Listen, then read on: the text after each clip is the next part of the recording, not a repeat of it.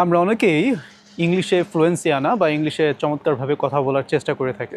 এর জন্য বিভিন্ন ধরনের কোর্স করি, কিন্তু দুর্ভাগ্যজনকভাবে আমরা 3-4 মাস 5 মাস কিংবা 1 বছর কোর্স করার পরেও আমরা আসলে আমাদের ফ্লুয়েন্সি পাই না। এটা হচ্ছে মূলত আমরা কিভাবে ইংলিশে ফ্লুয়েন্সি আনার জন্য কী টেকনিক ব্যবহার করে সেটা জানার অভাব।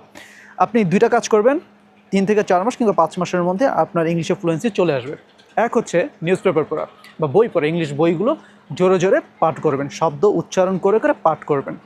2 হচ্ছে আপনার চ্যাটজিপিটি এবং ফ্রি ফর টক নামে 2টি অ্যাপস আছে। এই 2টি অ্যাপস ব্যবহার করবেন। ফ্রি ফর টকের সাথে ফ্রি ফর টকে আপনি বিভিন্ন মানুষের সাথে কথা বলতে পারবেন, এটা খুবই ভালো। 2 হচ্ছে আপনি যেই বললাম চ্যাটজিপিটি ব্যবহার করেন। এই চ্যাটজিপিটির সাথে বারবার প্র্যাকটিস করে আপনি আপনার ইংলিশের যে জড়তা আছে কিংবা ইংলিশে যে ভুলগুলো করছেন সেগুলো কাটিয়ে উঠতে পারবেন।